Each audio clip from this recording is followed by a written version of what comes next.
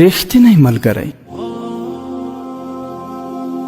وای پخوا زمانه کې یو ډېر شتمن ځوان و چې پلار یې د زرو، جواهرو او قیمتي کاڼو تجارت کوه. زوی یې د دنیا له زیاتو نعمتونو څخه برخمن و.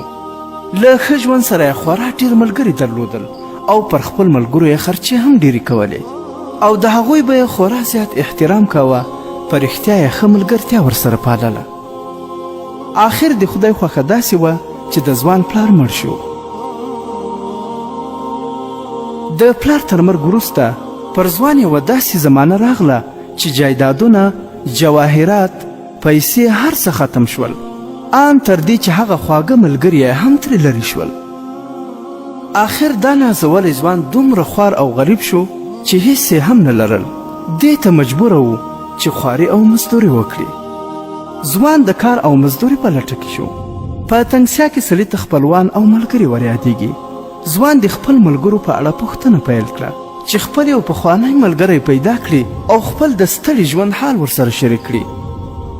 ځوان به د خپل ځان سره تل دا ویل چې هغه ملګري مې څه شوه چې ما به پیسې پرې مصرفولې او دوی به عیشونه کول. آخر یې معلومه کړه چې یو ډېر نږدې او خوږ ملګری یې خورا زیات شتمن مالداره شوی دی او دومره زیات چې شتمني او جایدادونه یې له شمار او حسابه اوښتي دي.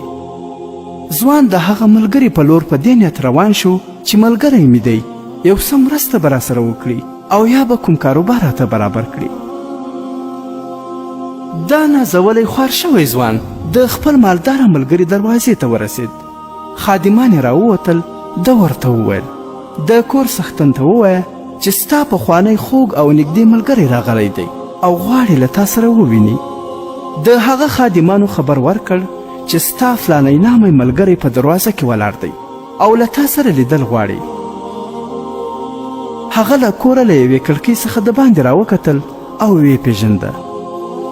خو چې د ده سرې جامې او بد حالت یې ولید نو خادمانو ته یې وویل ورته ووایاست چې هغه په اوس وخت کې له هیچ چا سره هم لیدل نه غواړي. خوارکی ځوان حق حیران شو او په دې حیرانتیا کې بیرته ناامیده روان شو.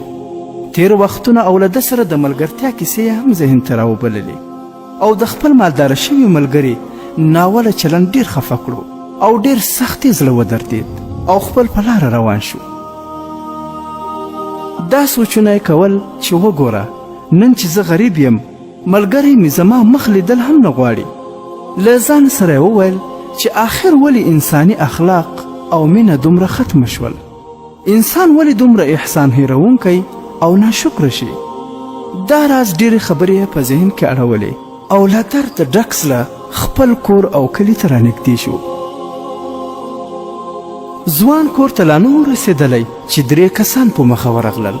هغوی داسې ښکارېدل لکه په یو چا پسې چې ګرځي. له ده نه یې پوښتنه وکړه چې فلانی د فلاني زوی مو په کار دی. ده ورته وویل زه د هغه زوی یم او هغه خو وفات شوی دی. سړي حیران پاتې شول او انا لله و انا الیه راجعون یې وویل او ده ته یې وویل موږ له هغه سره ګډ کاروبار کوه.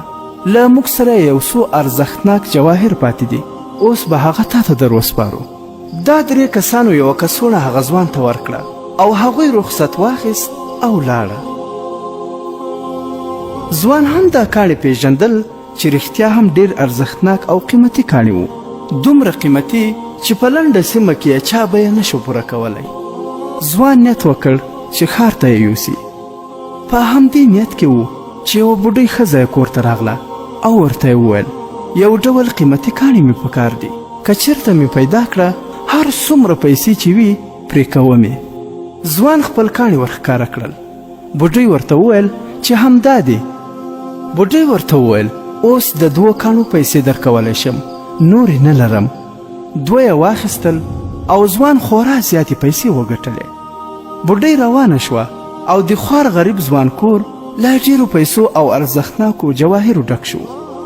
ځوان خپل کاروبار زیات کړ او بیرته د مال او شتمني ورمخه شوه او بې کچې شتمن او مالداره شو. د خپل ملګري بې وفایي له یاده نه وتله. یوه ورځ یې په یوه ټوټه کاغذ 2 بیتونه ورته ولیکل او ور ویې لیږل. ملګري چې یې خط خلاص کړ په هغو بیتونو کې یې ورته ویلي وو چې د سپکو او بې وفا خلکو ملګرتیا مې وکړه چې د خلکو په منځ کې په چلبازي وخت تېروي. زه چې مالداره شتمن وم هغوی به ستایلم او زما عزت به یې کاوه، خو چې غریب شوم دښمني یې راسره پیل کړه. ملګري چې د ده بیتونه ولوستل د هغې ټوټې په شا هغه هم یو څو ځوابي بیتونه ورته ولیکل او هغه داسې و: ته ما له خپلې دروازې څخه د دې لپاره وشړلې چې ستا حالت ډېر کمزوری و او ما ویل چې په دې حالت کې زما سره کینې نو وبه شرمېږې. ته اوس هم زما ورور او زما د زړه سر یې، که یې نه منې هغه 3 کسان ما درلیږلي وو چې تا ته یې د ارزښتناکو جواهرو کڅوړه درکړه او هغه بوډۍ چې له تا نه یې 2 کاڼي واخیستل هغه زما مور وه. ځوان چې دوباره د خپل ملګري خط ولوست نو سترګې یې له اوښکو ډکې شوې او ویې ویل: رښتیا چې په دنیا کې اوس هم ښاغلي انسانان شته. ګرانو دوستانو، د دې کیسې څخه موږ دا درس اخلو چې د خپل ملګري ښېګڼه او ځواني به هیڅکله نه هېروي او په هر حال کې به د هغه قدر و احترام کوي او تر مطلبه یارانه به د چا سره نه کوي. ملګری چې په هر حال وي، که دولتمند وي یا خوار، آخر ستا ملګری وي. دا ډېره نامردي ده چې ملګری غریب شي او ته لاس ترې واخلې.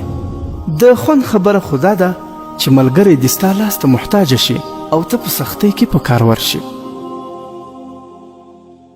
د حکایات مصنوعي